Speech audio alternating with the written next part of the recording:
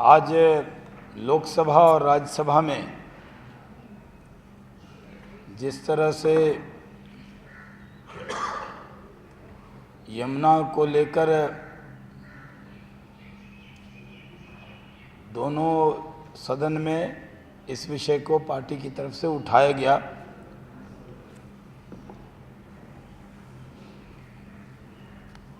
हमारी संस्कृति की प्रतीक है गंगा और यमुना, और आज इस नदी को नाले में बदल दिया गया है।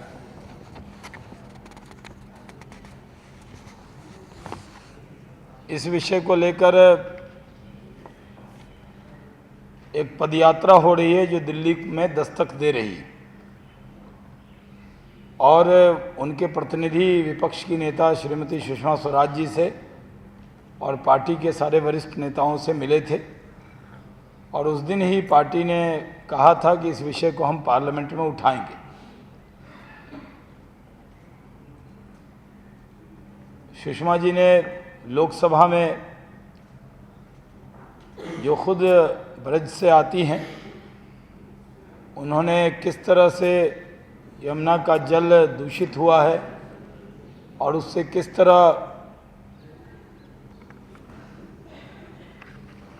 वहाँ पर खासकर दिल्ली में जो 22 किलोमीटर है उसमें 70% प्रदूषण दिल्ली से होता है।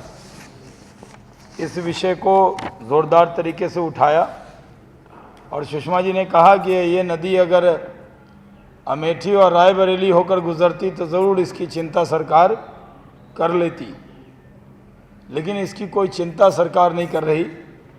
हज़ारों करोड़ रुपए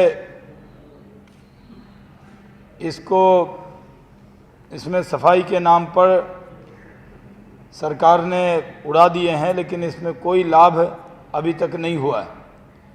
राज्यसभा में भी भारतीय जनता पार्टी के उपनेता रविशंकर प्रसाद जी ने इस विषय को उठाया, और दोनों सदनों में ज़ोरदार तरीके से भारतीय जनता पार्टी ने इस विषय को उठाया है। सुषमा जी का पूरा भाषण और रवि जी का आपको मेल करेंगे। भारतीय जनता पार्टी की मांग है कि सरकार के पास इच्छा शक्ति होनी चाहिए। इस सरकार के पास इच्छा शक्ति की कमी है, और आज जो लोग आंदोलित हो रहे हैं, लोग सड़क पर उतर रहे हैं, इस सरकार ने गंगा यमुना दोनों नदी की चिंता छोड़ दी है, और जहां हम गंगा जमनी तहजीब की बात करते हैं उसको भी सरकार ने प्रदूषित कर दिया। इसको लेकर जब चर्चा हुई थी पिछली बार गंगा नदी पर चर्चा हुई थी, तो उस पर पूरे देश के सांसद एक थे, एकजुट थे। जात धर्म से ऊपर उठकर सबने एक स्वर में अपनी बातें कही थी। आज भी पूरा सदन एक था, और स्पीकर साहिबा ने भी अपनी तरफ से चिंता व्यक्त की।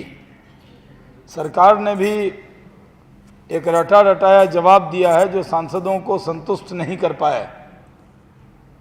हम सरकार से मांग करते हैं कि एक श्वेत पत्र लाए, और देश जानना चाहता है कि सरकार कब तक सोई रहेगी। सुषमा जी ने एक विषय उसमें और जोड़ा कि जो हथनी कुंड से पानी छोड़ा जाता है उसमें यमुना की धारा अविरल रहे, निर्मल रहे। इसके लिए हथनी कुंड पे जो पानी रोका जाता है उस पानी की जगह पूरे दिल्ली का नाला उसमें शामिल हो जाता है, तो उसके अंदर प्रदूषण नहीं होना चाहिए। उसको रोकने के सरकार को उपाय बताने चाहिए।